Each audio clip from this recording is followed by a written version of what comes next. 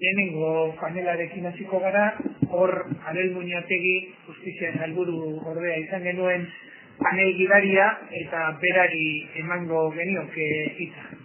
Bueno, arrazoa, Joserra eta entzule guzti hori.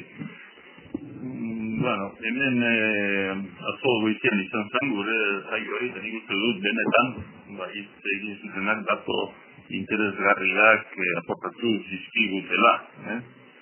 Eta nik uste, orain ere, azote txiki bat egin duen nire erara, ez dakit azkarkatuko dudan eta ezan erresumitu hemen eman zena, baina nordan nire emango dira, bat ikusten du bezet, idioma jaunamen dago eta okerrez erzaten badut, zuzenduko dit edo gehituko, beste dut ikusten, baina horrela ekingo digu orduan.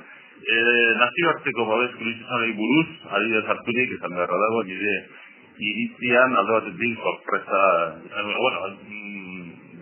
ponenteak, izlariak alako datuen eta erudizioaren alarde bat egin zigun, bai normatibaren aldetik eta baita jurisprudentziaren aldetik ere. Hori ezin esan beharra dago eta ez laudorioetan, baizik eta horrela delak ikuspegi eder bat eta zabala espini zigun, eta ondorio bezala nik atera nuen, zegito karnagoen, hizkuntzek edutela babes jurisdizionali.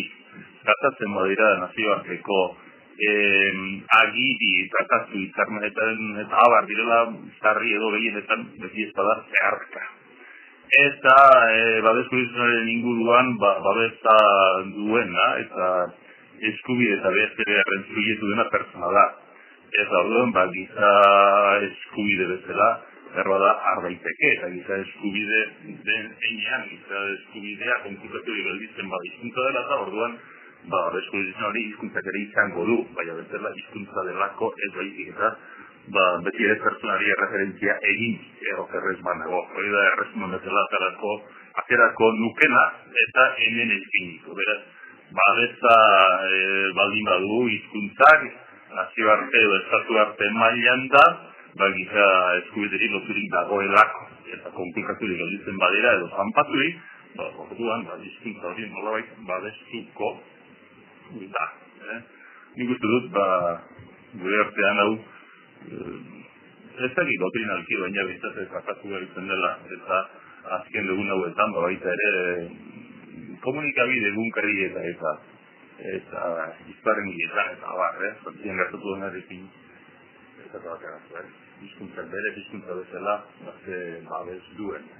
Bizitu izanik, zaindu behar, hizkuntza da, altxor kulturalaren beste ponente zaugarri bat eta alde batetik zaindu beharra da. Baina, batez ere, bi gauza dudan batetik, eskaini zitzaigun azto ikuspegi oroko zabal eder bat, alde batetik normatiba eta arautegiaren aldetik, eta bestetik baita ere jurisprudentziaren aldetik. Erresumen bezala izango nuke, orduaren giza eskubide bezala defendetzen dela, giza eskubideren bat, konfliktatzen bada, hizkuntza medio dela.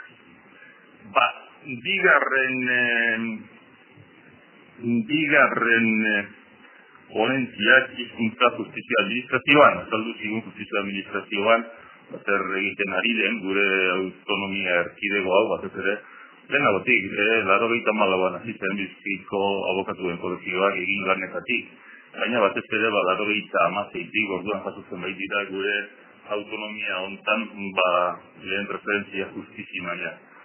Jasotzen dira erdizka, jasotzen diren referentziak dira eraikuntzekiko ditugunak, azpiegitura, eta gero, medio ekonomiko eta materialetan hori da. Eta personalari buruz bakarrik, personal auxiliar, al servizio, nazioen justizia dira horretan. Eta horretan ere referentzia guztiak ez ditugu jaso. Eta estatutuak esaten duen, gobernuak dituen referentzia oro izango ditugula. Ez ditugu denak jaso. Horrein gero konordagoleko lei organiko del Poder Judicial, eta hori konordagoleko reglamento organiko personalari dagokiona. Eta horretaten da, gorputz nazionalak direla. Dela, gorputz nazionala da, personal auxiliar laguntzaile guzti honena. Osatzen dira, epaitegi auzitegietako ofizialak, sartzen dira laguntzaile auxiliarrak, sartzen dira jenteak, eta mediku edo medile forentziak. eta gorputz nazional direnez, horreiko hendik ere, eta retribuzio mailan eta alokairu mailan izan ditu, alokairu ez, alagor mailan izan ditu horreintzu zenbaiki dabira, kompetentzia horiek justizia ministeritzak bere ganditu oraindik. Beraz, kaso behar genituzken guztia ere du jaso. Eta, hori justizia administrazioa eta botere judizialari buruz esan nuen, eta esango dut, eta nire danetariko bat. Nik uste ez dut uste oker nagoenik, kontseilari ordezko eta justiziaren baitan hau gauzak argi utzi behar diren tokian, beraz, baita epai eta magistratu edo utzimaixuen aurrean ere, hirugarren botere horretaz gurriztu gu ezak.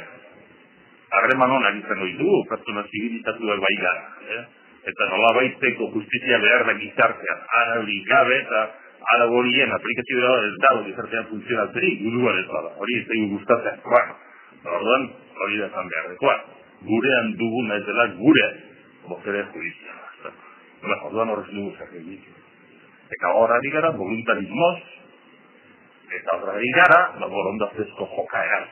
Eta besterik ez.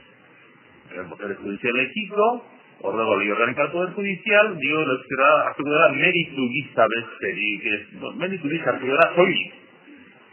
Orduan, meritua den bitartze zer gutxi egina izango du. Bizite, gehiaketa batetan, edo norgehiago batetan, meritua egitaten dira gutxi edo asko, eta kontuan hartzen dira, zera kontuan hartzen dira, eta zapatzen da. Gaur da zarakungo meritu gabe dagoen hori.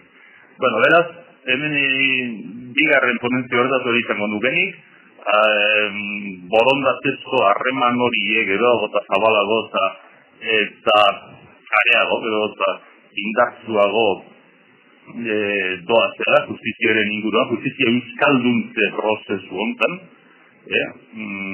eta hortik horrein diokan gehiago abiatu beharra dagoela, baina ez zen agertu nola gainditu daiteken, ez zen ikusi gainditu daiteken voluntarismoaren, desideratun alako inkonferentzo horren, oztopoan nola gainditu daitek. Ez dut berturi argi gainditu. Eta gaina izango nuke juristok gara hemen gehienek eta asuntua, edo azera edo arazoa juridiko baina gehiago politikoa. Ezan nien, behin, sala de gobierno bertan Bilbon. Nari gara, arazo politiko zenbaiti, soluzio juridikoa eman nahirik. Ez jaunak. Arreta juridikoeri ez zaie politiko ditu behar lehenik. Ez arazo politikoak bigarrenik, erantzun eta soluzio politikoa berrete ez juridikoa. Juridikoki ez da soluzio da zen, politikatik ez zer. Politikako soluzionak gero juridikoki konkretatu beharko dira. Gainez aldera. Eta hirugarrena izan zera usteunit hirugarren ponentzia, euskaraz auzitarazteko eskubidea. Labur esango dut zerraz, eta orduan euskaraz auzitarazteko eskubidea. Eskubidea hau gaurkoz, jakinik nola gauden, eskubidea hau gaurkoz, errekonozitik dago, Larro gehieta biko azaroaren hogeita lauko gure euskararen normalkuntza legean, nolabait, baita ere, ley orgánica del Poder Judicial horren 211 artikuluan, eta eskubide dugu hiritarrok gure hizkuntza ofiziala deitzen diote,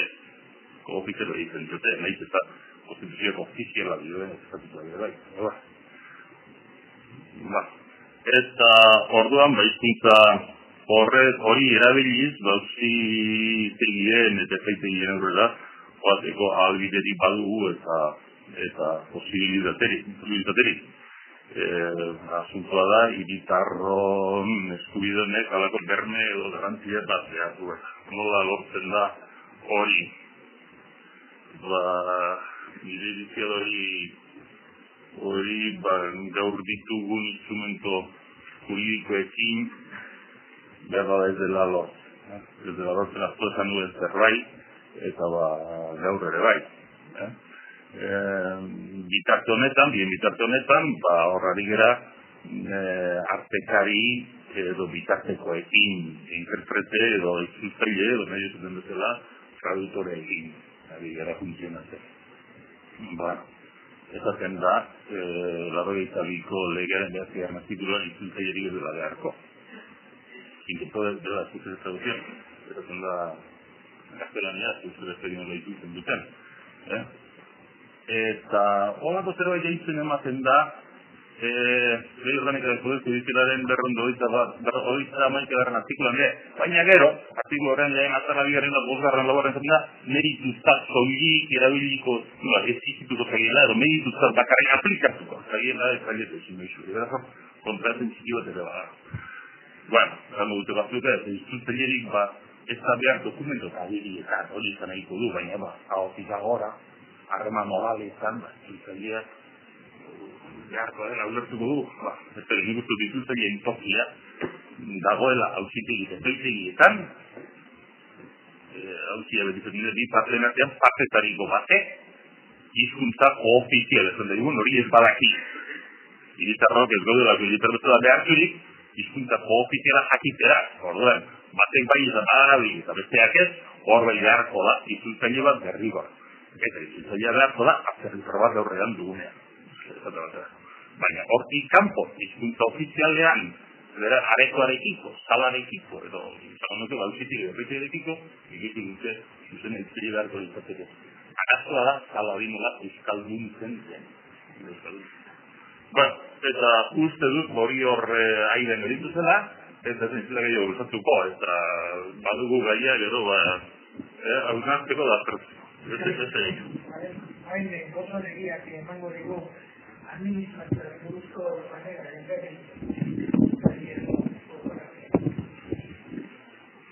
hiru eratara irutze zait atera itezkela gure atzoko arrazaldeko saioaren ondorioak. Euskararen legeak administrazioan izan duen, 17 urtean izan duen balantzea egiteko. Hiru erata esaten dut, lehenbizikoa legeak izan du, oain arte izan duen, 17 urte honetan izan duen eragina. Hirugarrena gaur egun momentu honetan duen egitekoaz, eta hirugarrena etorkizunaz, legearen etorkizunaz edo legearen erreformaz. Lehenbiziko puntuan alegia oain arte izan duen egoeraz, eraginaz barkatu. Euskararen legeak hiru printzipio ezarri izan ditu gure hizkuntz ordenamentuan. Bat ofizialtasuna, horrek esan nahi du euskara, ez lehenengo aldiz, izan ere oso denbora laburrez, baina Republika garaian Eusko Jaurlaritzaren biziko aldiz sortu zanean izan duzuen nola halako estatus ofizial bat, baina modu sistematiko orokorrago batean lehenbiziko aldiz, Euskal Lurralde oso guztietan ez bada ere, estatus ofizial bat izan du dauka euskara. Bigarrena, diskriminazio eza, Euskaldunon aldetik ulertuta horrek esan nahi du, lehenbiziko Euskaldunak baduela eskubidea herri aginteetan euskaraz mintzatzeko, eta horregatik ez diskriminatu izateko eskubidea.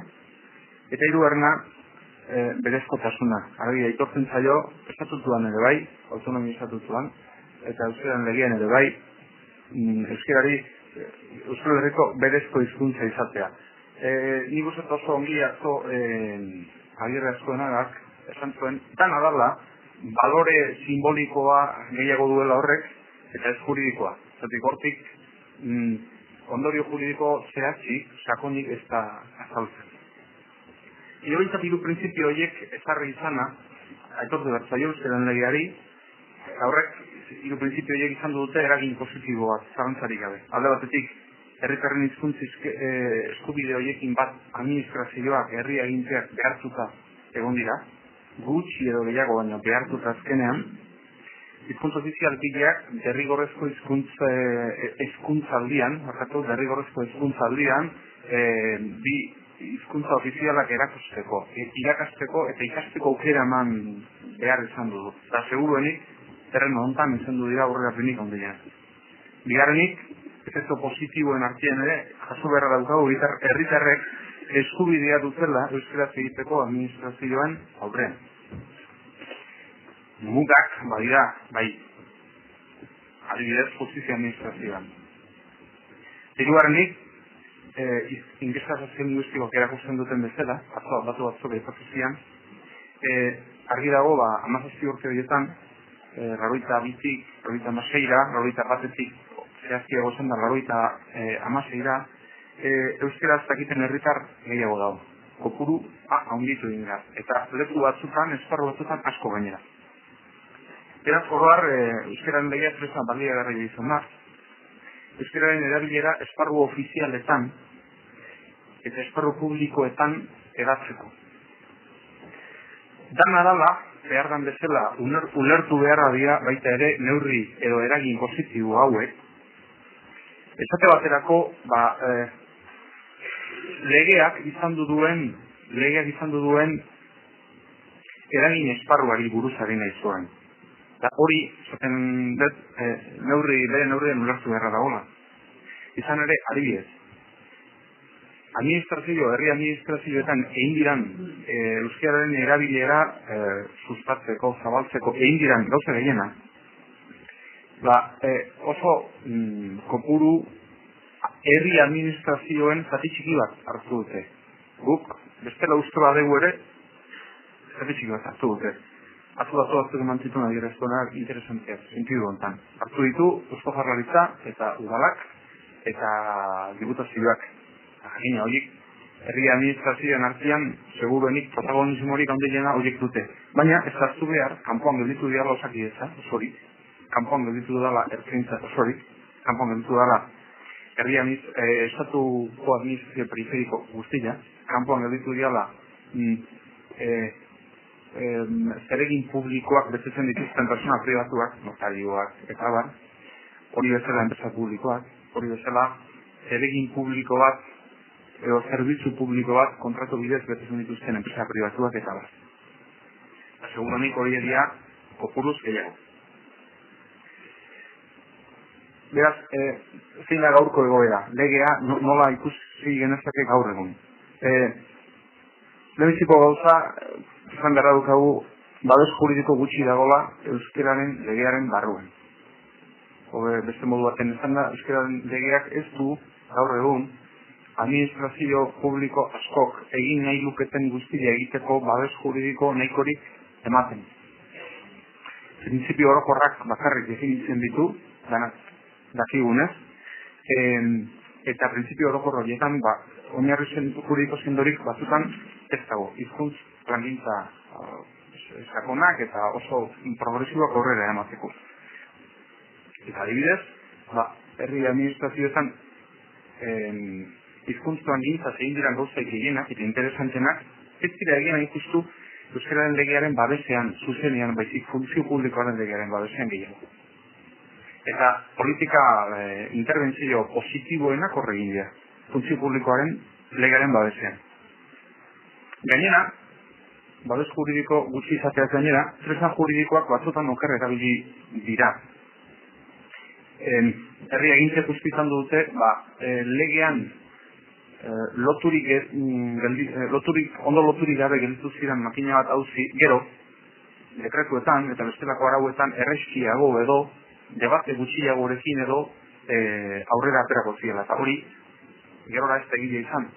Zergatik, horrek auzi bidetarako askoz ere erreztasun gehiago ematen duelako.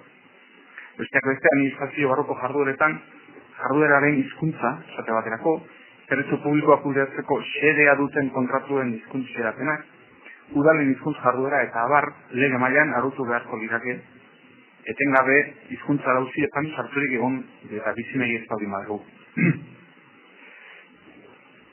Oro garrezen diteke, laburturik, orain dela 17 urte lege onartu zanean, euskararen oso aldeko izan zitezken gauzak eta segurezko iran gauzak, gaur egun batzutan, ez bakarrik ez dira oso aldeko baizik.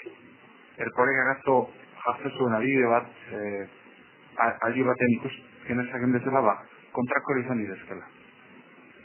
Erkoreka egipatzen zuen, gogoratuko zehateazo, elebitasun simetrikoa. Euskararen legeak ezartzen duen jarduera, herri administrazioen jarduera ofizialetarako, egintza ofizial orotarako ezartzen duen elebitasun simetrikoa. Dana bi hizkuntzetan egin behar hori, orain dela 17 urte gure aldeko gaur egun eskuiduan batzutan gure kontra etorri diteke.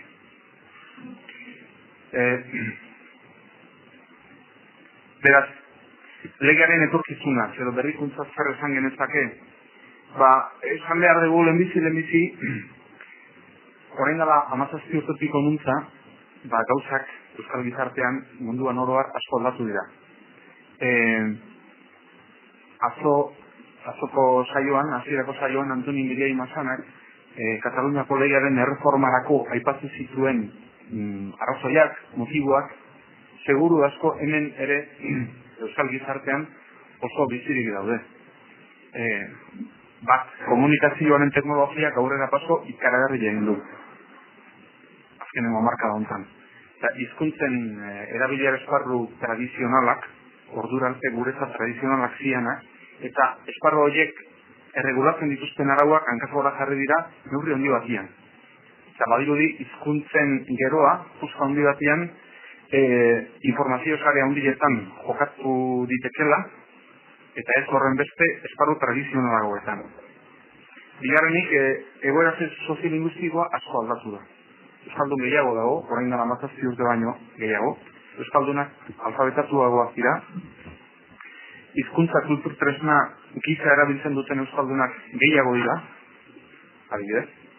Eta gainera, aldaketa horiek ez dira leku, lurralde, provintzia guztietan, eskualde guztietan berdin gertatu, modu linealean, ez da agintalde guztietan ere. Beraz, lehen baino panorama soziolinguistiko zeragoa daukagu, komplejuagoa daukagu. Hirugarrenik, baita ere, Espainia, 17 urte hauetan, Espainia Europako Batasunean sartu da, eta horrek, esan nahi du, Europa mailako arau asko, mordo batek, oso gogorki baldintzatzen dutela jarduera publiko naiz pribatuaren alderdi asko baldintzatzen dituzte, eta horietan, jarduera publiko naiz pribatu horietako askotan, hizkuntzaren erabilera faktore importantea da. Beraz, alde hortatik ikusita, badira, arrazoiak pentsatzeko legea, euskararen legea, berritzeko, erreformatzeko, aldatzeko premia, begibiztako xamara dela. Baina, segurenik hor, kontraesan batien harrapatuta ere bagaude. Izan ere, azterketa esan dezagun kliniko bat egin da, ondori hortara egitzi gaitezke, berehala aldatu behar da legea. Baina, hemen aboz gehienak esan dute, behin da berriz, legea berritzeko egokiera ona ote dugun gaurkoa.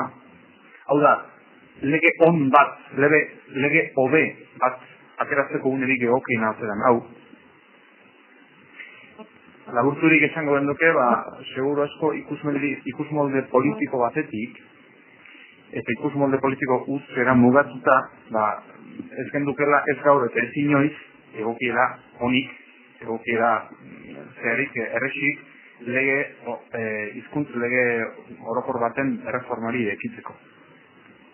Argi dago behintzat, hori bai, egun hauetan ikusi dela, hizkuntz arazo ez gehiago mintzatu beharra dagoela, eta gehiago parlamentuan eta parlamentutik kanpo. Hizkuntza arazoen araubideaz gehiago mintzatu beharra dagoela. Garrantzia handikoa da baita ere, atzo hizlari guztiek azpimarratu zuten, lege sektorial guztietan, zate baterako da legean, polizi legean, hirigintza arauetan eta abar, hizkuntz trataera egoki bat lortzen saiatu beharra daukagula. Behar bada euskararen legea goitibera berritu edo erreformatzeko, goitibera erreformulatzeko garai egoki espaldin bada, hizkuntz eskubideen babes juridiko sendoago bat, indartsuago bat lortzeko bide bat ere izan daiteke hori. Kontua da nola nahi ere, euskeraz bakarrik, euskeraz nagusiki jardun nahi duten udalei, UEMako udalei, baina ez UEMako udalei bakarrik. Baita ere administrazio handiagoetan bide hortatik abiatu dian atal eta langune batzuei aurrera egiteko bide bat jarri datzaile. Eta bide horrek nahi eta nahi ez edo eskatzen du lege babes bat, lege mailako babesa. Tresna juridikoak, azkenik, modu eraginkorragoan, modu positiboagoan erabiltzen asmatu beharra daukagu, eta lege mailan lotu beharreko hizkuntza arauak ez dira aldala, eta gatazkaren bildur, behintzat, ez dira gobernuaren dekretu edo arauetarako utzi behar. Hori izan diteke, bide bat arriskuz betea.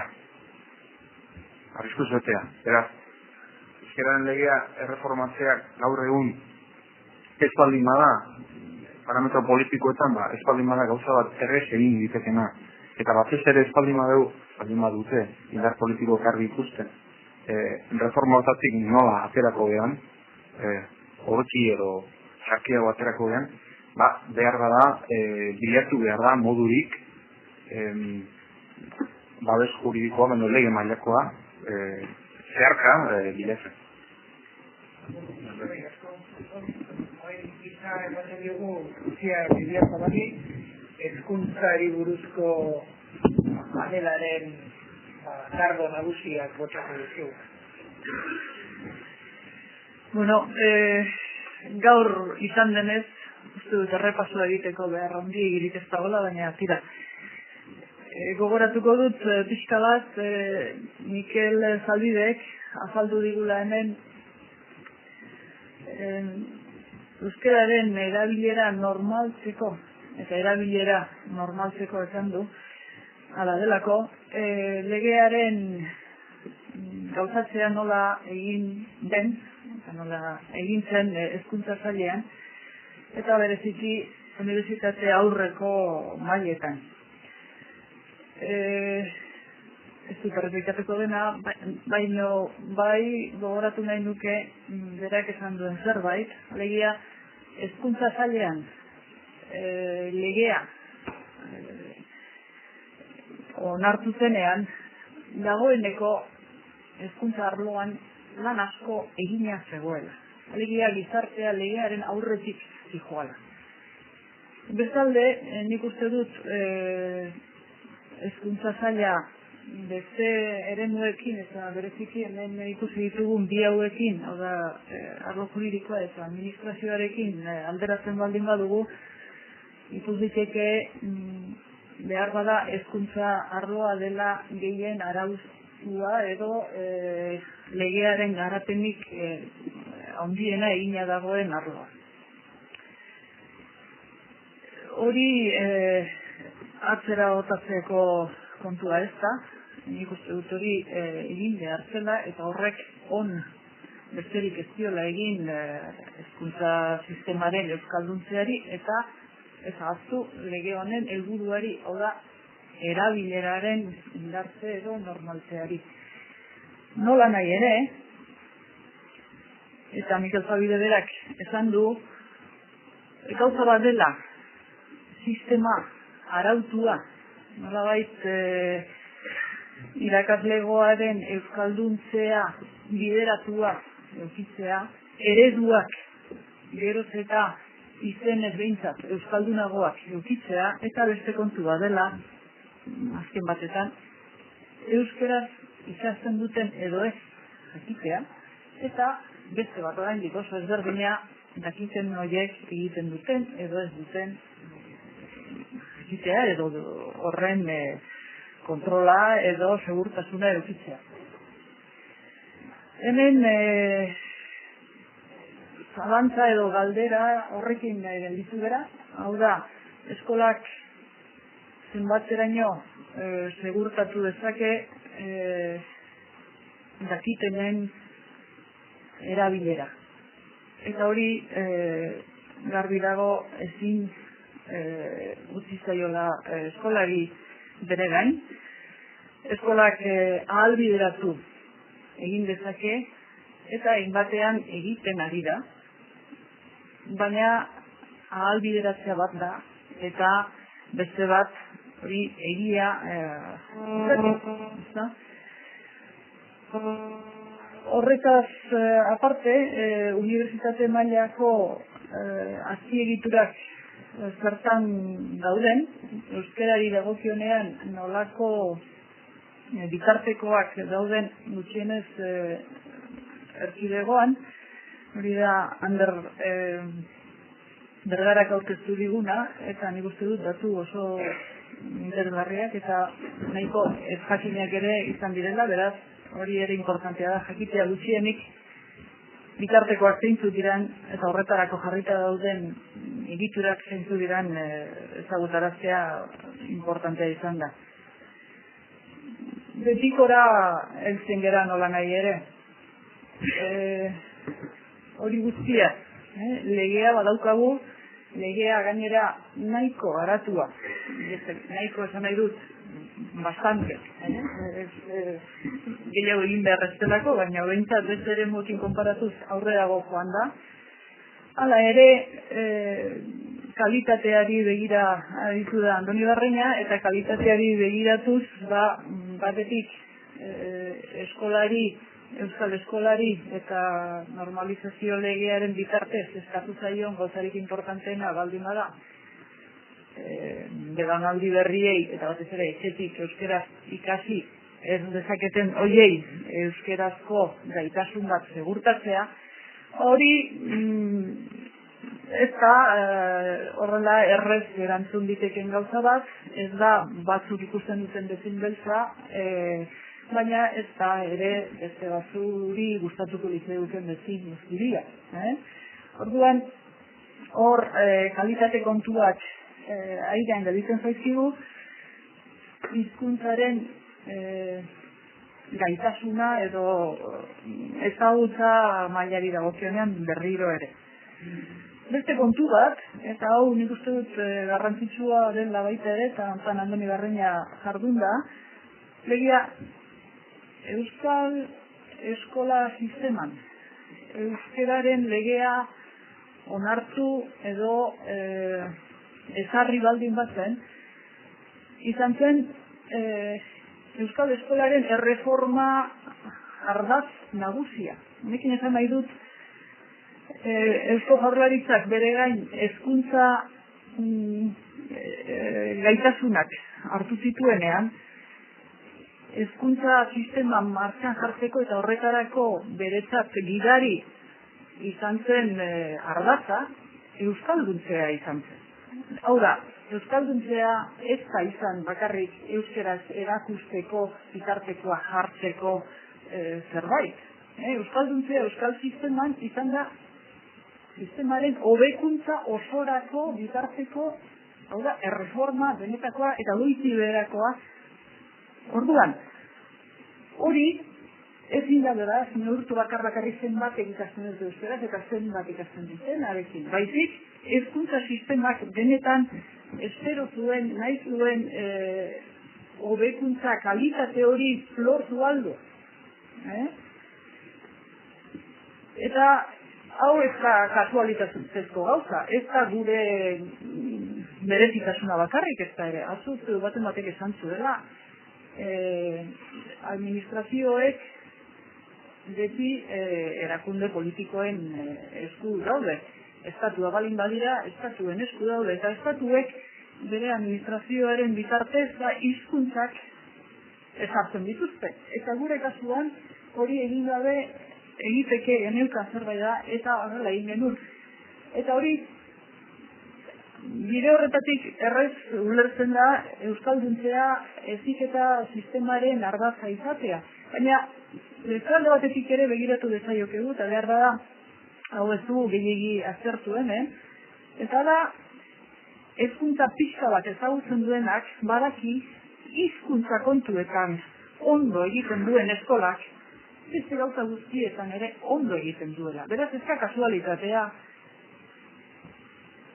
euskara eta euskalduntzea hobetuz, beste gauza guztiak ere hobetzea edo hobetze hori bideratzea. Beraz, ez dut uste hau ahaztu behar genuken zerbait denik. Eta nire zut esango ahaztu denik. Eta hemen esatean noana ere ez da esan, eta zirikazeko esan digunez Jose Ramonek, eta bueno, pixka bat azkatasuna hartzen dut. Alegia, Euskal hezkuntza sisteman normalkuntza legea ardatza izan da, eta hortan oinarrituz egin dira hainbat eta hainbat garapen. Denak azaltzeko denbora egiteztu izan Mikel Zalbide, baina pentsatzen dut bere lan idatzian horregongo direla. Ez da beraz ereduak martxan jartzea bakarrik, horren inguruan izugarrizko lana eginda hezkuntza sisteman euskalduntzearen inguruan. Baina lege guztiak ez dira izan, hezkuntza sisteman bertan ere ezarri direnak normalizazio legearekin bat, edo justu arren laguntzaile izan dira hainbat lege hezkuntza sisteman bertan eta gurean, nahi dut euskal komunitate edo erkidegoan bertan, askotan normalkuntza legearen aurka suertatu direnak. Naiz eta behar bada itxuraz edo intentzioz, intentzioak nola ez ziren objektiba aldeak, itxuraz ez ziren ala agertzen, baina zenbait erreforma guk bultatua ez, baina guri ezarri izan zaiguna, askotan kontrako suertatu da. Eta guk geuk, alegia Euskal Herrian edo Euskal Komunitatean bertan ere bultzatu eta martxan dagoen beste lege batzuk ere kontrako izan dira. Honekin esan nahi dut, lege kontuan gabiltzanez, legea martxan jarri dela, legeak on egin digula, baina kontu izan behar dela, batzutan gu geuk onartzen ditugun legeak ere kontrako bihurtu daitezkelako. Eta gehiago, kaldetu nahi batzuk ez zertazari nahi zen, esan gizue geroxeago.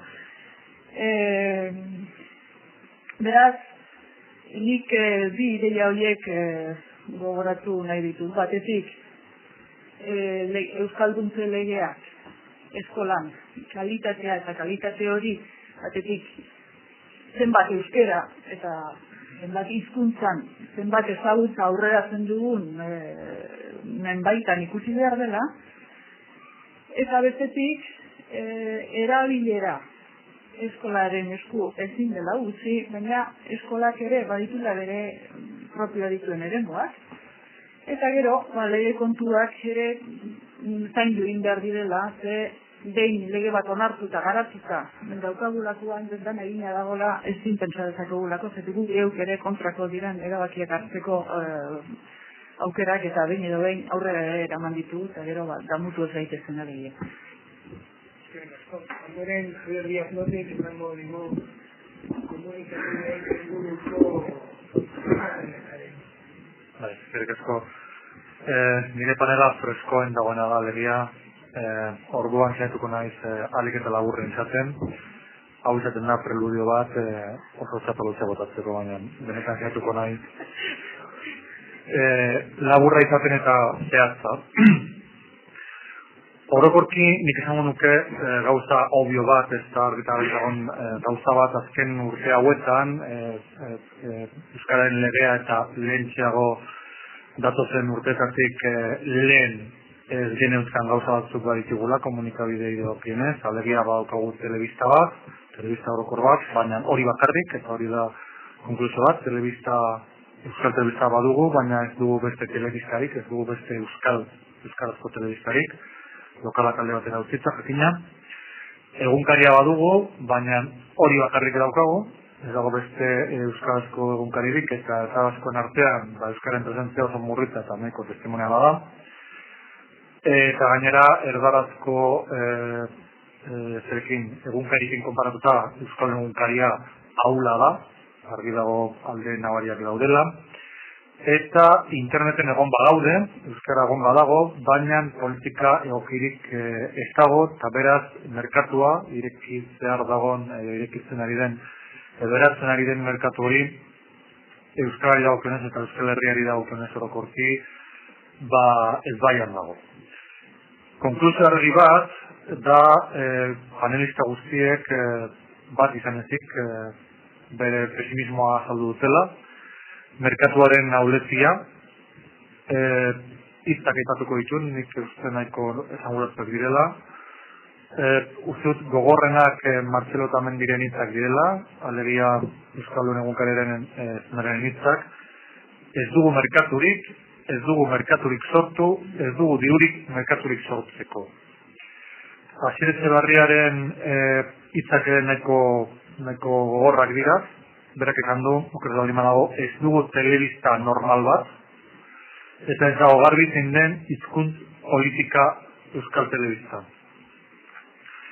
Jose Mari Musikaren hitzak, komunikabide lokalei dagokienez, suabeagoak dira, baina kezkagarriak ere baini ustez, berak esan du, ez dakit merkaturik dagoen ala ez, baina ofertarik ez dago.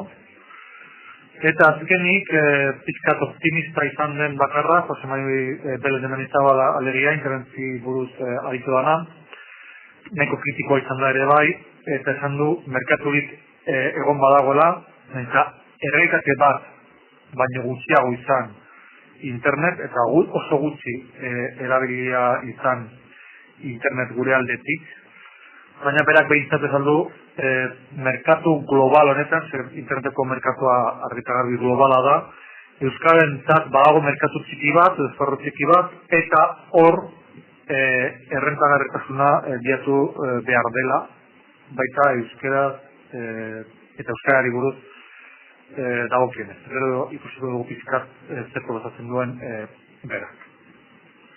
Panamaran ikusita, komunikabideen panorama izango izateke hemen aurkitu dena behintzat. Telebistari dagokionez, euskal telebistari dagokionez, argita garbi ekintza hori beharrezkoa zala. Lehen ez zegoen beste telebistarik, gaur egun ere dago beste euskal telebistarik, eta hori desabantai izango izateke jakina. Hizkuntza pizkat normaldu dela, baina asko faltada egiteko arlo hortan, jakina, tradiziorik eza, euskara arautu gabe egotea problema zen hasieran, gauzari konpontzen nahi dira, baina dana izan da zena eta improvisazioa tresna nagusitzat. Trenbidea trena pasatu ala egiten aritu da, eta hori ezin da izan errepikatu daiteken programa bat adibidez interneten. Eta egin gabekoak nabarmendu dira mai honetan, nabarmendu ditu Asier Etxeberriak, ereduen beharra, hori egin gabe dago, Euskal Telebistan, argotak, euskalkiak, erregistro ezberdinak, nolabait, eta nik uste hori edo metafora hori oso egokia dela, zapata pare berdina, oin ezberdinentzat, erabiltzen ari da. Euskal idazleentzat baleku gehiago ematea, nolabait kazetariek jarraitu beharko ireketela euskal idazlei, eta hizkuntza malgua, bizia, kutsatua eta kutsagarria falta da Euskal Telebistan. Kritika nabarienak izan dira, Iñaki Zarraoaren gestioarentzat edo kutearentzat. Hor banandu ziren ETB baten biren ereduak, beti ere audientziaren bila, horregatik lehen aurratzen genituen konklusioak, ez dugula telebista normal bat, eta eredurari dagokionez nahiko testimoniala dela. Prentsa idatziari dagokionez, panorama ere nahiko pesimista da, edo behintzat Martxelo eta Mendik nahiko panorama pesimista pintatu du, erderazko eta euskerazko eskaintzak erabat ezberdinak dira, beste irudi bat edo errepikatzearren erderaz ez bezala guk ez daukagu eta oso urrun agertzen zaigu zubiltzaiei buruzko euskara hutsezko aldizkari bat edukitzea eta holakoak. Banaketa izugarri garestia da, hori ere problema da. Eta Martxelo Otamendiren ustez batez ere publizitate ofizialari dagokionez legerenaretik halako kolpe bat behar dugu katalanen antzera. Interneten panorama pizkat optimistago bat pintatu du Belez de Mendizabalek. epe luzerako inbertsioak behar dira eta ez dira egiten ari, batez ere oinarrizko hezkuntzan, ez bakarrik teknologian, basamortu bat dela, esan da hemen, ekoizpen propia behar dela, interaktibitatea bultzatu, eta nire ustez nahiko diskutigarria izan daiteken ezea bat, azaldu du Belezek, interneten munduan dokumentazioa dela nagusi, eta hor dagoela, edo gondetekela negotzea, eta ez informazioan, arlo horretan umezurt gaude. Etorkizunean zer daukagu, panorama berria, panorama berri posible bat, balizko panorama berri bat telebiztei dagokionez, gero eta kate gehiago, eta kate gehietan euskarentzat lekurikote. Komunikabide lokaletan, autofinantzazioa etorkizuna dela dirudi. Euskal egunkariaren arloan merkatua sendotu behar dela, eta euskaren presentzia areagotu daiteke, ala ez gainontzeko egunkarietan. Gertaiteke hori da nire bultzazio bat, gertaiteke beste euskara utzezko egunkari bat egotea merkatuan, edo bidea basatzen ari alda balizko euskara utzezko egunkariren bat egoteko, edo euskal egunkariren batera. Eta interneten badaude esperantzak, baina bildur egoteko motiborik ere badago. Erakunde publikoen interbentzioa eskasa da, ekintza aktiboen ordua da.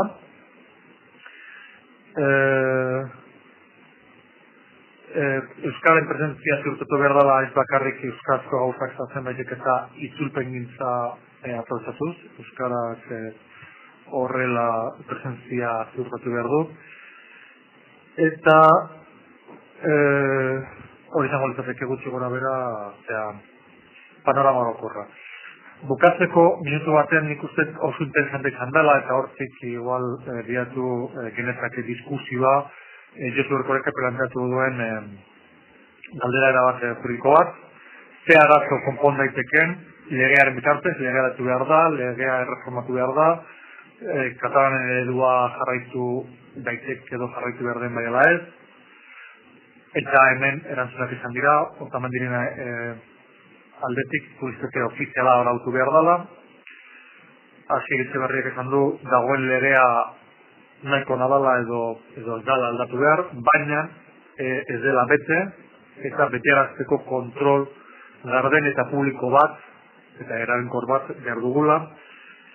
Eta azkenik Jose Mari Musikak esan du, lege aldatu baina lehenago erreflexio tranquil bat behar dugula gizarte. Eta honekin besterik. Eskerrik asko, orain zeuen dardoak nahi da gota. Bitulia gauta. Mesedez, alik eta laburren izan zaitezen.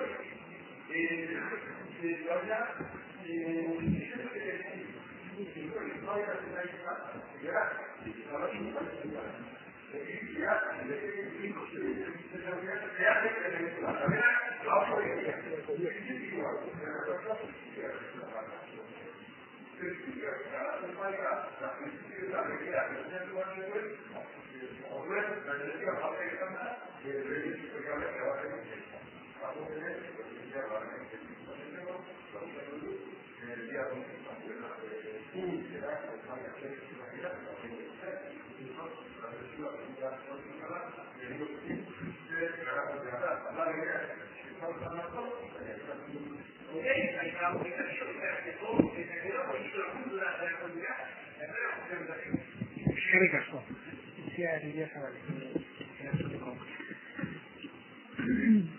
Bueno, lehenengo uste dut Lizundiak egin duen galdera, baina ez dakit oso ondo ulertu dizudan. Alegia, esan duzu hezkuntza arloan estatu txiki izateko aukera galdu indugula, naiz eta administrazio periferikoari buruz ez dugula ezerra erautu, edo zer esan nahi izan duzu?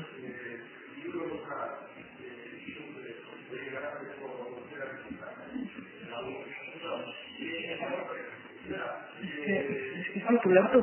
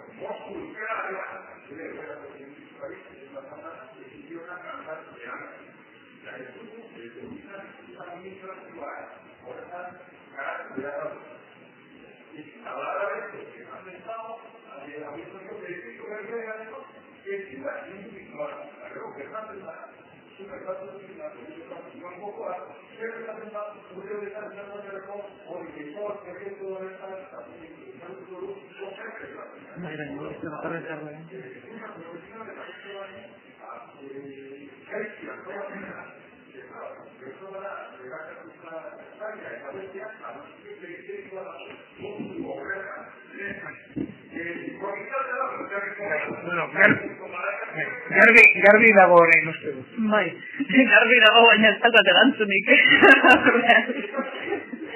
Ja. Vale. Bai, ale izango da, eta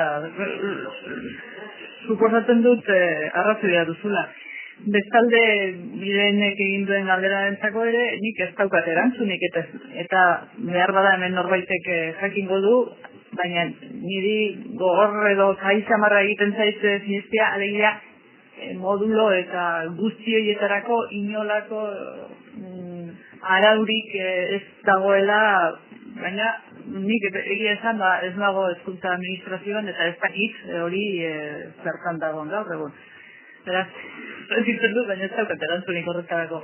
Itziarrek egin duen galderari erantzunez, nik gogoan izan ditudan bi lege nagusiak bata izan da LOGSE, bera, LOGSE etorri zen 80ean, eta horren ondorioz hezkuntza sistema osoa goitik behera, ez dakit nola esan, astoratu du behinepein, ez dakit erreformatu duen, baina astoratu bai, eta beste erreforma, alegia gurea dena, euskalduntze erreforma bukatu gabe, eta hartarako bideratutako hainbat eta hainbat baliabide bestearen zerbitzuan jarri dira ura ahaztuz edo ura saiestuz. Eta adibide konkretuak egon ditezke, esango dizut, irakaskuntza elebiduna bideratzeko zeuden koordinatzaileak, eskualdeka zeuden koordinatzaile batzuk, nolabait, ereduetan zeuden beharrak, didaktika beharrak, material beharrak, guzti horri erantzuteko. Erreforma etorri danean, figura hori desagertu da, talde guztiak erreformaren bideratzaile bihurtu dira. Eta erreforma zen, goitik edo estatutik inposatutako zerbait, azken batetan, bere, virtute teorikoak bat zituena, baina baina naiz hasiko horren kritika bat egiten beste gauza batzuen artean rieben apitxeratzen duen lantxo bat horretaz. Eta bestea, ere, zergatik beste legea, eskola publikoaren legea zen. Hain zuzen ere. Hor ere, ez dut esango, euskalduntzearen kontra pentsatutako eta intentzio horrekin egindako legea izan denik, baina kasu askotan bai, gertatu dela, euskalduntzearen bidetik eta legearen garapenerako euskal sisteman ezarritako hainbat eta hainbat ekimen, baztertu, oztopatu eta arazoak sortu dituela. Horrekin ez dut esan egin beharretzenik, baina ez zela izan eta legearen intentzioetan ez zela aipatu ere egiten alegia normalizazio legea kontutan harturik hau egiten dugu. Normalizazio legea alde batera uzten zen eta beste legea proposatzen zen hezkuntza sistemarentzat oso eragina handia izango zuena eta besteak kontutan ez zen hartu ere egiten. Kabel Muñozegik erantzun nahi zuela, galdera guztiak koroa. Komentatu, ilusin bat egin edo komentario gozak. Oso garrantzizko iruditza egidezien entzun atzo agirra zuen baina euskara hizkuntza propioa dela, kontu hori oso garrantzizko iruditza, estatutu garlaria propioa dela. Eta behar behar ezkera konturetu horretaz, eta konturetu ez ondorio juridikorik ere ez diogu atzera. Baina gauza bat, esan behar da bendabizi, ezkerra hizkuntza propioa den, horregatik ofiziala, bestela zen izango. Eta ofiziala zer da? Ofiziala da estatuaren hizkuntza. Ofiziala da, konstituzioa, ofiziala da hizkuntza formala. Estatuaren azakit mintik aldakorren, baina estatuak hori du euskera ez da, euskera gehiagia da. Euskera dikiko, badu beste jarrena juridikoa, euskera hartu berezake, ez da jarren zigitu, ez da hori ez du bezala, ere bai, harreman juridikoa. Gauza bat da, euskera gain, izan genezake, alako jabego eskubide bat, ez du propiedad. Haurea da. Garatuko dugu, zuten eta guten garatuko dugu, eta erabiliko desdezagutela ikutu, murriztu, moztu, eta bat. Beraz, hizkuntza batek badu bere babesa, objetiboki konsideratuta. Giza eskubideen zatiro delako, hizkuntza guztia dutena, euskarak badu aldo objektiboa, objeto de ez ez. Gaurea, ez den propio hori. Nik uste dut, hemendik abiatu beharra lehokela, behar da asko doktrinara ezer baino gehiago, baina bi aldeak ditu propioak euskarak guretzat. Gaztelaniak ez duena, gaztelaniak formala da bakarrik, estatuarena da, bestea, estatuaren izan edo izanez, eta geurea da, ez egin maia uzatea bezala edo horietuan. Horietuan, hordago eta uste dut hortik babiatu beharra lehokela beharra da eta orduan, euskarak bi babes bide izango dituzke. Aldo bat egin subjektiua, giza eskubideen honen ere badelako, eta aldeztekin, la propiedad de bezala, jabego gaureada. La gaureada horra errekonozitzen digu. Estatutua, konstituzioaren multzoko da, konstituzioaren agarpenez, konstituzioak onartzen du propiedad gaureada. Ondori egin egin dagoen nik konstituzioaren izarik, pero bueno, zer da bidea beho. Gero, jesu honekin txeikutin gerra da baina, garo eta biko legea aldatu. Legea, nola zabodu, legea da zuzenbidearen zati, eta zuzenbideak ez zuzenbidea da gain estruktura bat. Azpien dagoen indar arrazioaren reflejo da zuzenbidea. Beraz, indar politiko nabarinik ez badago zentzu batetan, ez dago lehenik aldatzerik. Ikusi behar goretzeke, politikoki momentu honetan, ez jarrenaz ez sokatira dagoen. Nor, irabazi, lezake. Inpak politiko batzen bagaude, ez dago, legea aldatzea, zentatzerik, ez dituzo, izan.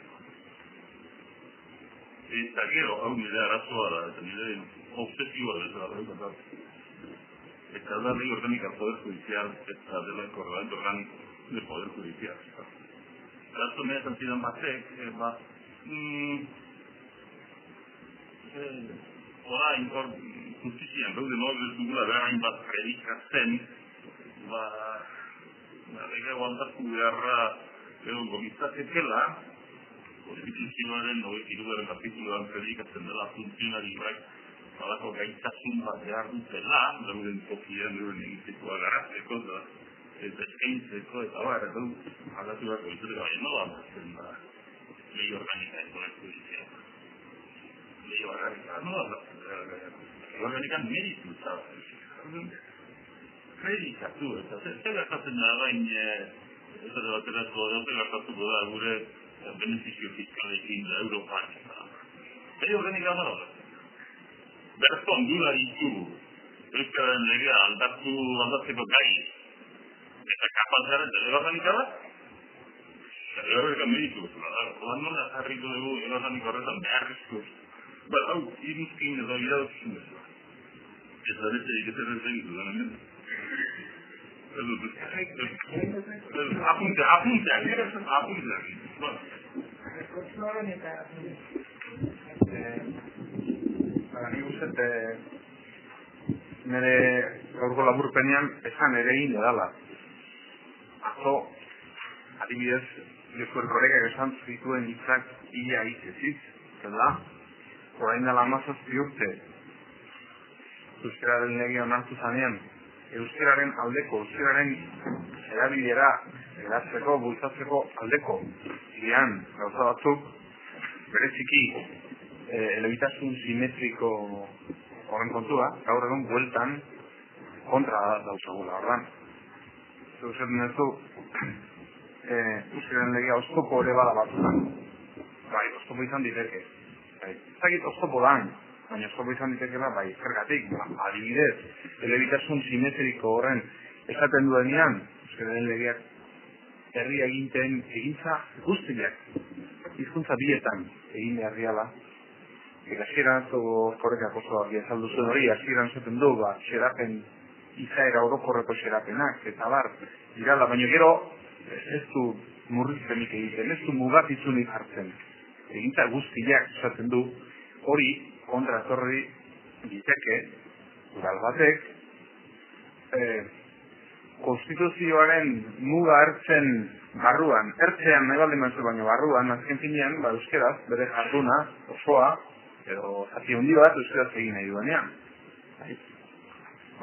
Deskuiduan, nahi gabe, baina gaur egungo egoera errealidadean, murritzago izan diteke adibidez, printzipio hori, euskararen legeak jartzen duen printzipio hori, bera murritzagoa, mugatzaileagoa, estuagoa da, konstituzioak berak ezartzen duen esparrua da.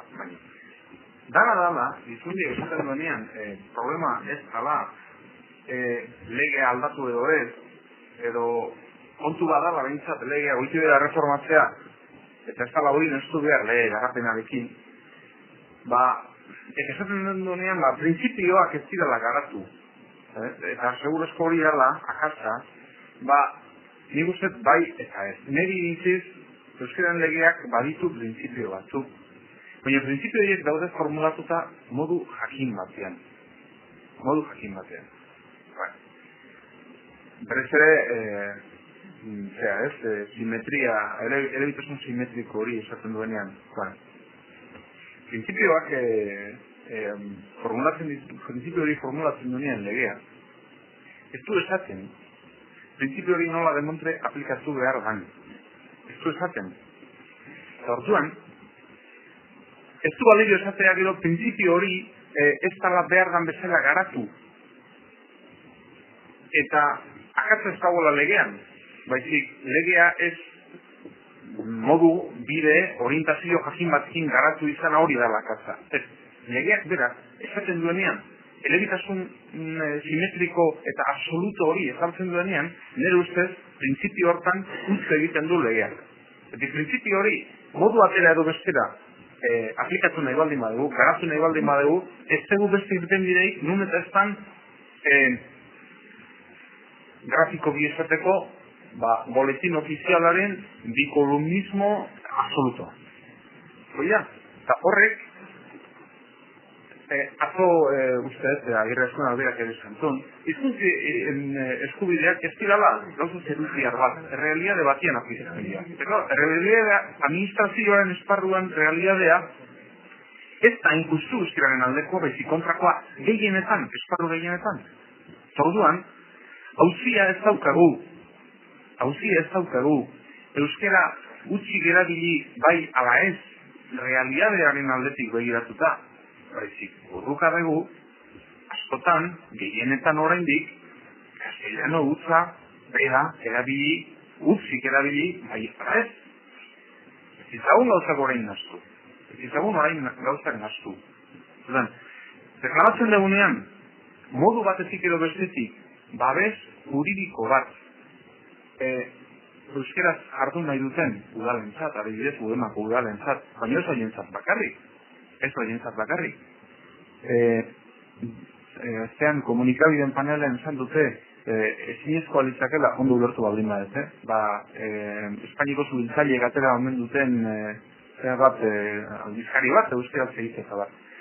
Bueno, segurazko aldizkari bat, euskal zubiltzaileen aldizkari ezinezkoa da. Baina esango dizu eta adibidez Gipuzkoan, Gipuzkoako zubiltzaileen komunikazio zentro neurologikoak osorik guztiz, erabat euskeraz egiten du lan. Beti, 24 orduak egunian eta urte osoko egun guztietan egiten du lan. Alderdi guztietan, bere interbentzio eskema guztiak, komunikazio zentroak, zuntzaile etxen arteko lotura, euskeraz bakarrik egiten da. Bueno, hori, zuetako gehienek, segurazko ezen egiten. Bai? Eta hori egin egiten da, baina egin egiten da, horralia dago, zizoz egin egiten da dako. Zer gertatzen da, ez pentsatu ere egin inoiz, auzirik partikular batek, edo administrazio publiko batek, auzirik jartzen baldin maio, Gipuzkoako diputazioari, zerbitzu horren erantzule dan neurrian, hizkuntz arazo batengatik, ulerpen arazo batengatik, adibidez, ezegarren bat gertatzen baldin da, zerbitzu hortan. Diotnik, errego egiten bez ez daia baina gertatu horrelako, baina diotnik, seguru asko babes juridiko eskaisa izango lukela. Eta, iriendok esango du nahi duena, baina ez dut uste ere, euskera gure hizkuntza eta zentzu patrimonialean ere gure hizkuntza izateak horrek, hauzetegi baten aurrian, balio handirik izango luken gaur egun, horrelako zerbaiti aurre egiteko. Plus bat, parean egon da eta plus bat behar bada bai, baina ez gehiago.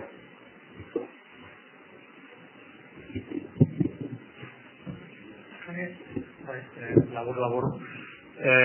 Lizonek aipatu du jakina komunikabide buruzko erreflexioa egin behar dela. Ezin nire hitzak, Jose Mari Musikaren hitzak ziren eta dira, baina nire egiten ditut hitz horiek jakina komunikabide buruzko erreflexio bat egin behar dela, eta hori osasungarria dela. Osuntsua dela, baina ez bakarrik euskarazko komunikabidei buruzko erreflexio bat, baizik eta Euskal Herrian daukagun panorama mediatiko horri buruzko erreflexioa. Zergatik? Nik uste, hiritarren eskubideak bermatzeko informazio plural bat jasotzeko eskubidea bermatu behar dugula, eta hor sartzen dira komunikabide publikoak, diru laguntzaz lagundutakoak, eta baita erabat pribatuak direnak. Eta gure falta, nik esango nuke, komunikabide pribatuetan euskara nola sartuko den, ze presentzia duen, ze presentzia eduki behar duen, eta nola piztu, garatu eta bultzatu hori. Nola arautu eta nola bideratu. Itxaron egin behar alda merkatuak bere arauak jarri arte, bai ala ez. Nolako presentzia izan behar da gainontzeko komunikabideetan euskarak eduki behar duna, nola neurtzen da hori, nola banatzen da, nola bultzatzen da, edo nola derrigortzen da. egin izan nuke hezkuntza ziurtatzen ari da panorama nahiko idiliko bat eta nahiko utopikoa dana oraingoz, baina nik uste epe laburran edo nahiko epean hain utopikoa izango ez dana. Alegia, Euskal Herriko hiritar guztiak gai izatea, bai euskeraz, bai erderaz, hitz egin, irakurri eta idazte. Eta horrek esango luke, eta horrek esango du, edozein hiritarrek posibilitateako dula, batean zein bestean, edo momentu batzuetan, batean zein bestean edo bietan, aritzeko, entzuteko eta telebizituzteko. Momentu hori, aieratzen danerako, nik uste bidea prestu behar dala. Eta legeak badu zer ikusirik eta badu zer esanik ez da, baina nik esango nuke legea ez dala panazea bat. Legea dala, jokuen arauak, eta bideko ertzeak edo lagungarriak, baina besterik ez. Eta nik uste erreflexio bat jakina behar dala egin, baina erreflexio orokor bat, eta zergatik euskaren presentzia ez dan guk nahi genuken bezain handia erdal komunikabidetan, edo Espainiatik gatozkigun telebista publikoetan, edo irrati publikoetan, edo Euskal Herrian aritzen diren, eta Euskal Herrian eta beste leku batzuetan aritzen diren, taldetan zergatik ez den, guk nahi genuken bezain handia Grupo Correon, edo Telecincon, edo Antena Terzen. Eta etorkizun laburrean zerratatuko den, eta nola bultzatu hori edo nola piztu hori, ez da? Galdera hasiko dugu, eta hortitarako aholku izateko hartuko dugu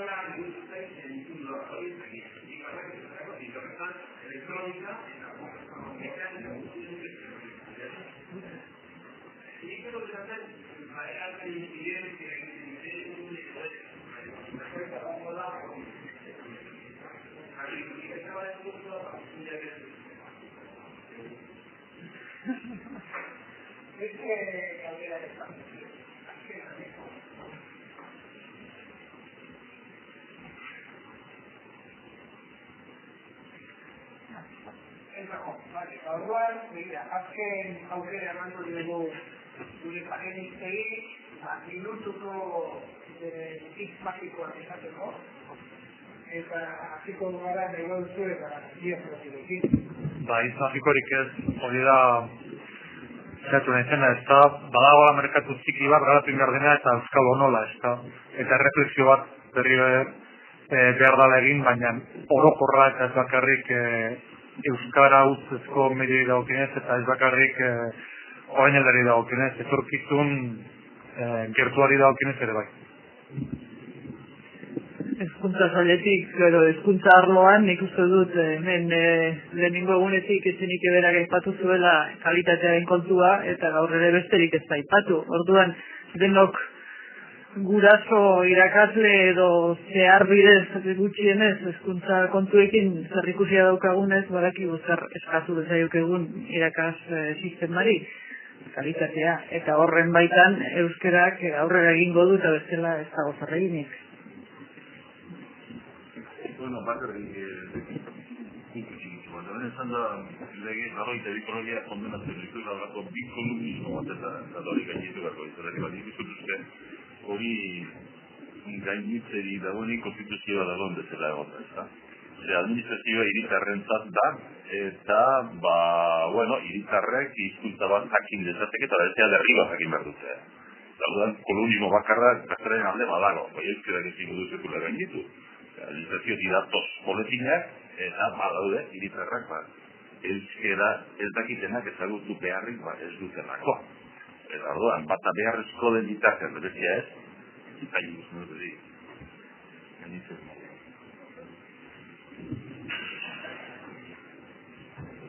Hamazazpigarren urteurrena da un numero celebre bat, ez?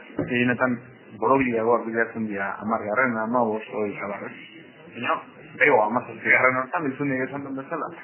Nik uste, jardunaldi honak izan beharko dukela, administrazioaren ikuspegi biratuta behintzat, hizkuntz araubidearen inguruko eztabaida baten hasiera. Ez bakarrik seguru asko euskararen legearen erreforma bai edo ez, hortara mugatzea ere seguru nik ez da zurra. Baina, bai, hizkuntz araubideaz, hizkuntz irizpidez gehiago mintzatu beharra dago, gehiago eztabaidatu beharra dago. Parlamentuan ez behar bada, baina gizartean bildurrare galdu behar zaio hizkuntz hauzi ez, hizkuntz gatazkari buruz gehiago mintzatzera. Eta ez zaio horremesteko zeharik jarri behar, horremesteko mamu itxuerrik jarri behar. Eta bego jardunaldi hauek baldin badira, eztabaida horren, eztabaida zabalago horren hasiera. Bai, ale izango da eta suposatzen dut arrazoia duzula. Bestalde, bidenek egin duen galderarentzako ere, nik ez daukat erantzunik eta behar badan norbaitek jakingo du, baina niri gogor edo zailtzamarra egiten zaite zinestea, alegia modulo eta guzti horietarako inolako araurik ez dagoela, baina nik egia esan ez nago hezkuntza administrazioan eta ez dakit hori zertan dagoen gaur egun. Beraz, ditzen dut, baina ez daukat erantzunik horretarako. Itziarrek egin zuen galderari, erantzunez, nik gogoan izan ditudan bi lege nagusiak bata izan da LOGSE, bera, LOGSE etorri zen 90ean, eta horren ondorioz hezkuntza sistema osoa goitik behera, ez dakit nola esan, aztoratu du behinetei, ez dakit erreformatu duen, baina aztoratu bai, eta beste erreforma, alegia gurea dena, euskalduntze erreforma bukatu dabe, eta hartarako bideratutako hainbat eta hainbat baliabide bestearen zerbitzuan jarri dira, ura ahaztuz edo ura saiestuz. Eta adibide konkretuak egon ditezke, esango dizut,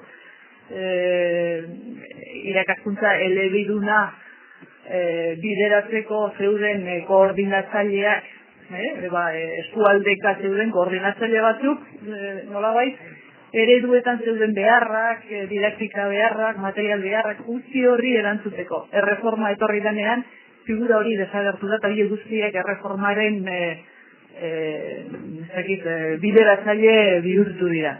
Eta erreforma zen, goitik edo estatutik inposatutako zerbait, azken batetan, bere, birtute teorikoak bat zituena, baina naiz hasiko horren kritika bat egiten beste gauza batzuen artean rieben apiteratzen duen lantxo bat horretaz. Eta bestea,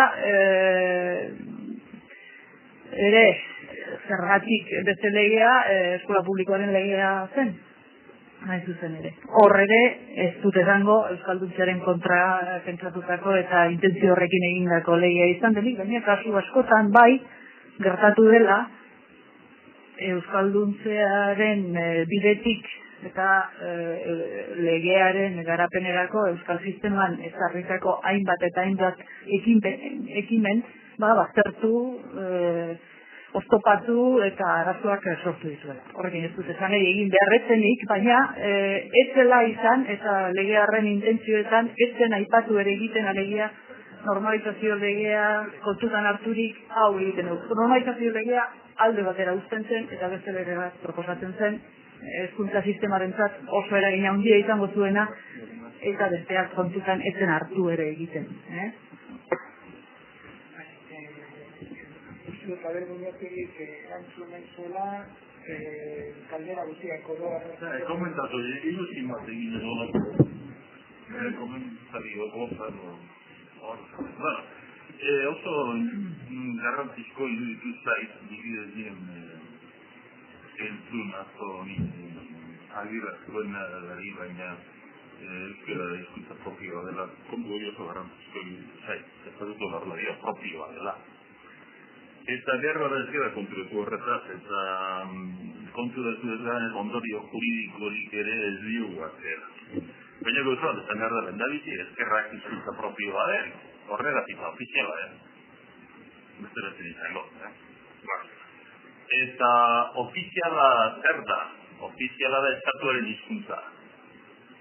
Ofiziala da, eta konstituzioa, ofiziala da hizkuntza formala. Estatuaren, ez dakit mundikan da horren, baina estatuak hori du bere hizkuntza. Euskera ez da, euskera gehiagia da. Euskera izko. Badu, beste jarren juridikoa, euskera hartu berezake, ez da jarren juridikoa. Ez da, hori ez du bezala, bai, harreman juridikoa. Gauza bat da, euskeraren gain, izan genezake, alako jabego eskubide bat, ez da propiedad. Eurea da. Garatuko dugu, gutendi, kuendi eta gutendi. Garatuko dugu, eta erabiliko, desde gutera ikutu, murriztu, moztu, eta beraz, hizkuntza batek bandu bere babetza. Subjektiboki konsideratu. Giza eskubideen zati edo delako hizkuntza guztia duten, ezkerak baldo objektiboa, objeto de derecho izaneteke. Galdea da. Derecho propio hori hori. Arduan, nik uste dut, hemendik abiatu beharra behokera, behar da asko doktrinera da baino gehiago, baina bi aldeak ditu propioak euskarak guretzat. Gaztelania iztuena, gaztelania formala da bakarrik, estatuarena da, bestea, estatuaren izan edo izanez, beste geudea da, bezagin maia bizatea betela edo oineto bat. Hori orduan, hor da, uste dut, hortik, abiatu beharra legozkela behar da eta orduan, euskarak bi babes bide izango dituzke. Alde batetik subjektiboa, giza eskubideen esponentere badelako, eta bestetik, propiedade bezala, geurea da. Beraz, geurea da, eta errekonozitzen digu. Estatutua, konstituzioaren multzokoa, konstituzioaren adar denez, konstituzioak monartzen dut, propioa da, geurea da.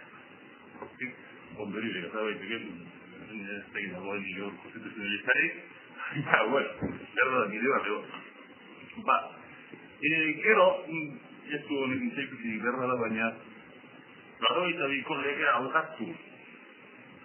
Legea da zuzenbidearen zati, eta zuzenbideak ez zuzenbidea da gain estruktura bat. Azpien dagoen indar errazioaren reflejo da zuzenbidea. Beraz, indar politiko nabaririk ez badago zentzu batetan ez dago, ez aldatzerik. Horra, ikusi behar ditzake, politikoki momentu honetan, zer jarrela ze sokatira dagoen. Nork irabazi lezake. Impaz politiko batzen badaude, legea aldatzea, zentatzerik, egitzateke ezikuso, izango. Eta gero, hau nire arazoa da, eta nire obsesiboa da, eta da ley orgánica del Poder Judicial, eta delako reglamento orgánico del Poder Judicial. Esto me ha sentido más orain, justizian gaude ez dugula behar hainbat predikatzen, lege guantatu beharra egongo litzatekela, konstituzioaren 23. artikuluan predikatzen dela funtzionarioak halako gaitasun bat behar dutela, euren tokian, euren egitikoa garatzeko, eskaintzeko eta bar, aldatu bat egiteko, baina nola aldatzen da. Lei organiza el Poder Judicial. Lei organiza, nola aldatzen da. Lei organikan nahi zultzada. Gerikatu, ez gertatzen da bain, ez gertatuko da gure benefizio fiskalekin da Europan. Lei organika da. Berko ondula ditugu. Euskararen legea aldatzeko gai. Eta kapaz garen lege organika da. Lege organika militu. Koman nola jarriko dugu lege organika horretan beharrezko. Hau, iruzkin edo irautzu. Eta beste diketzen zegitu, hemen.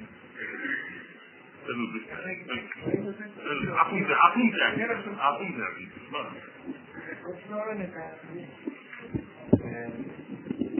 Nik uste, nire gaurko laburpenean esan ere egin edala. Atzo, adibidez, Josu Erkorekak esan zituen hitzak ia hitzeziz, da, orain dela 17 urte, euskararen legea onartu zanean, euskararen aldeko, euskararen erabilera, edatzeko, bultzatzeko aldeko, ziren gauza batzuk, bereziki, elebitasun simetriko horren kontua, gaur egon bueltan kontra dautagula, ordan. Zuzen duzu, euskararen legea oztopo ere bada batzutan. Bai, oztopo izan diteke. Zagit oztopo dan, baina oztopo izan ditekela, bai, zergatik, adibidez, elebitasun simetriko horren esaten duenean, euskararen legeak herri eginten egintza guztiak, hizkuntza bietan egin behar diala. Hasieran atzo Erkorekak oso argi azaldu zuen hori, hasieran esaten du, xerapen, izaera orokorreko xerapenak, eta bar, dirala, baina gero ez du murrizpenik egiten, ez du mugatitzunik jartzen. Egintza guztiak esaten du, hori kontratorri diteke, udal batek, konstituzioaren muga ertzen barruan, ertzean nahi baldin maizu baino barruan, azken finean, euskeraz, bere jarduna, osoa, edo zati hondi bat euskaraz egin nahi duanean. Deskuiduan, nahi gabe, baina gaur egungo egoera errealidadean, murritzago izan ditueke adibidez, printzipio hori, euskararen legeak hartzen duen printzipio hori, bera murritzagoa, mugatzaileagoa, estuagoa da, konstituzioak berak ezartzen duen esparrua da.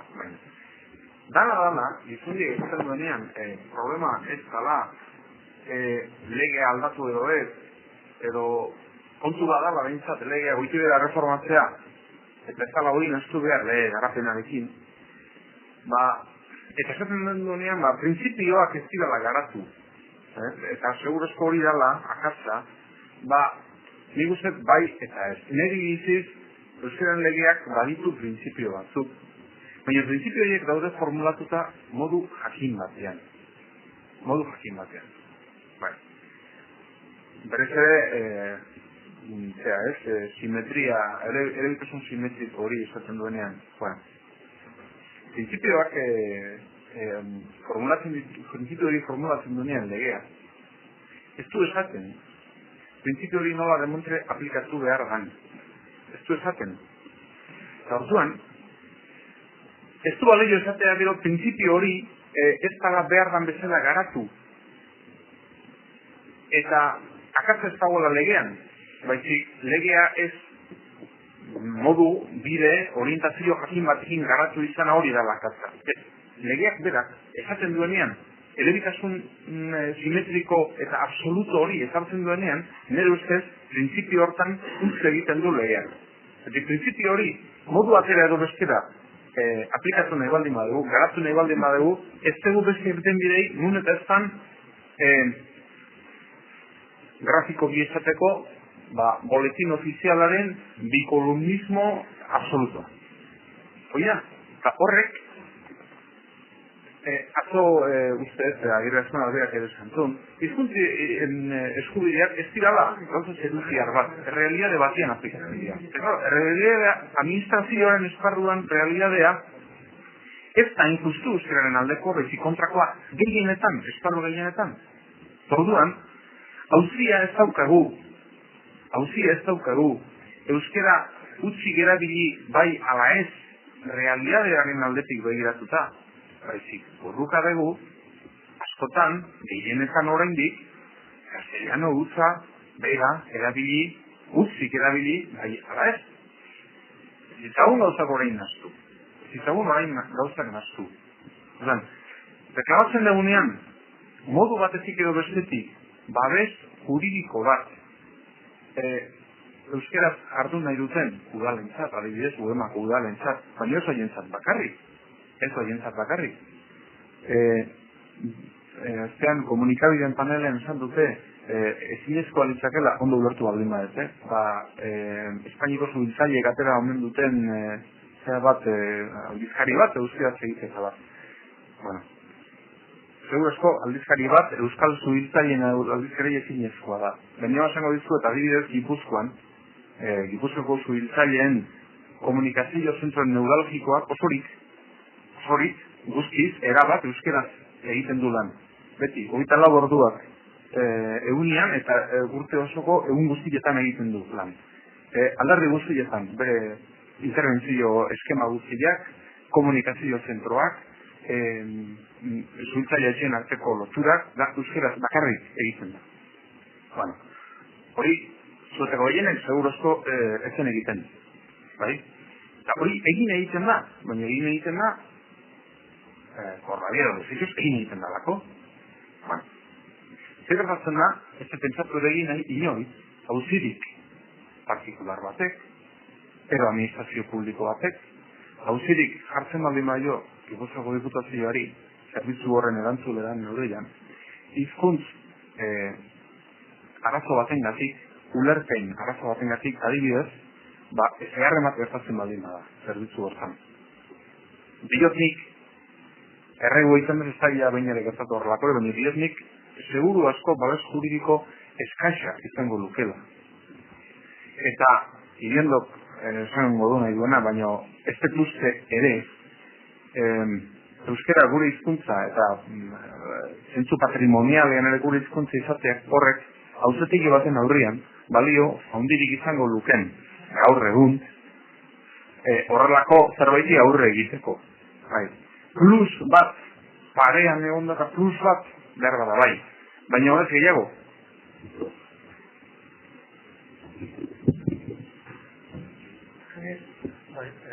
Labur. Lizunak epatu du jakina komunikabide buruzko erreflexioa egin behar dela.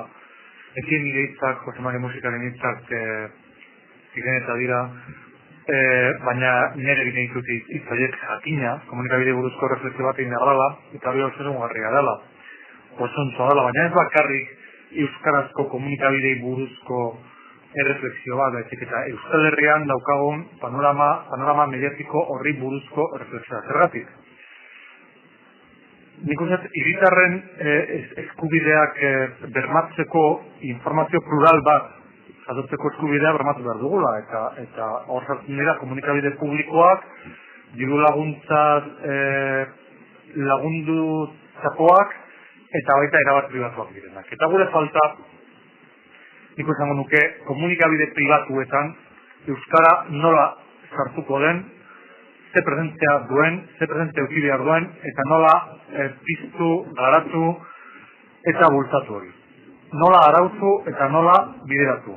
Itxaron egin behar alda merkatuak bere arauak jarri arte, bai ala ez.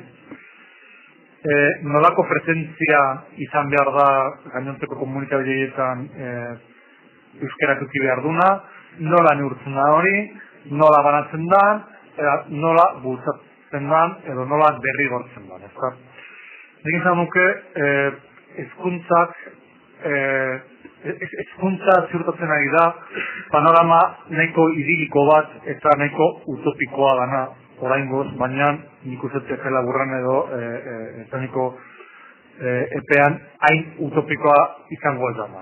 Alegia, Euskal Herriko hiritar guztiak gai izatea, bai euskeraz, bai erderaz, hitz egin, irakurri eta idaz. Eta horrek esango luke, eta horrek esango du, edozein hiritarrek posibilitateako dula batean zein bestean, edo momentu batzuetan, batean zein bestean, edo bietan, aritzeko, iritzeko, entzuteko, eta telebizia ikusteko. Momentu hori, ailegatzen denerako, nik uste bidea prestu behar dela. Eta legeak badu zer ikusirik, eta badu zer esanik ez da, baina nik esango nuke legea ez dala panantzea bat. Legea dala, okuen arauak, eta bideko ertzeak edo lagungarriak, baina besterik ez, eta. Eta nik uste erreflexio bat jakina behar dela egin, baina erreflexio orokor bat, eta zergatik euskaren presentzia ez dan guk nahi genuken bezain handia erdal komunikabidetan, edo Espainiatik gatozkigun telebista publikoetan, edo irrati publikoetan, edo Euskal Herrian aritzen diren, eta Euskal Herrian eta beste leku batzuetan aritzen diren, taldetan zergatik ez den, guk nahi genuken bezain handia Grupo Correon, edo Telecincon, edo Antena Persen. Eta etorkizun laburrean zer gertatuko den, eta nola bultatu hori edo nola piztu hori, ezta?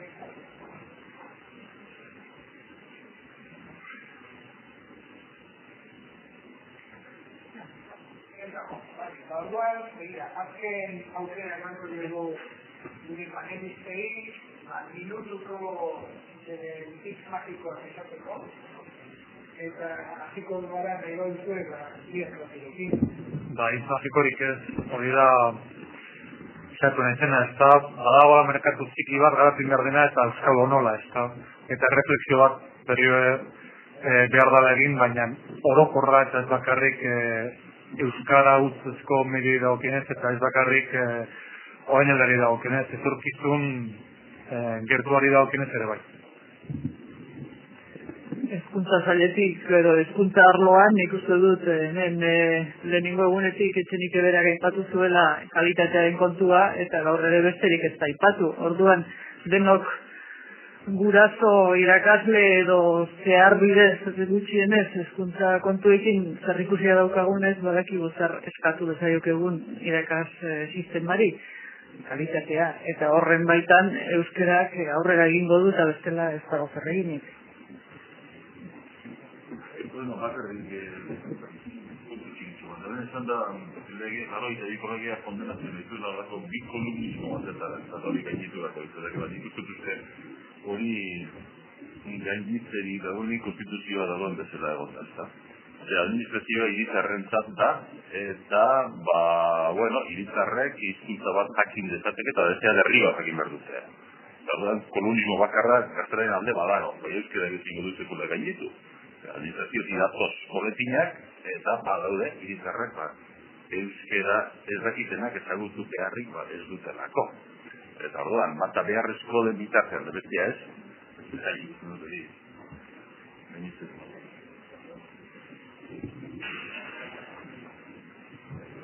Hamazazpigarren urteurrena da un numero celebre bat, ez? Gehienetan borogiagoak bilatzen dira 10garren, 15 izan. Baina, hamazazpigarren hortan, izuniek esan den bezala. Nik uste, jardunaldi honek izan beharko dutela, administrazioaren ikuspegi begiratuta behintzat, hizkuntz araubidearen inguruko eztabaida baten hasiera. Ez bakarrik seguru asko euskararen legearen erreforma bai edo ez, hortara mugatzea ere seguruenik ez da zurra. Baina, bai, hizkuntz araubideaz, hizkuntz irizpidez gehiago mintzatu beharra dago, gehiago eztabaidatu beharra dago. Parlamentuan ez behar bada, baina gizartean bildurrare galdu behar zaio hizkuntz auziez, hizkuntz gatazkari buruz gehiago mintzatzera. Eta ez zaio horrenbesteko zeharik jarri behar, horrenbesteko mamuitzuerik jarri behar. Eta bego jardunaldi hauek baldin badira, eztabaida zabalago horren hasiera.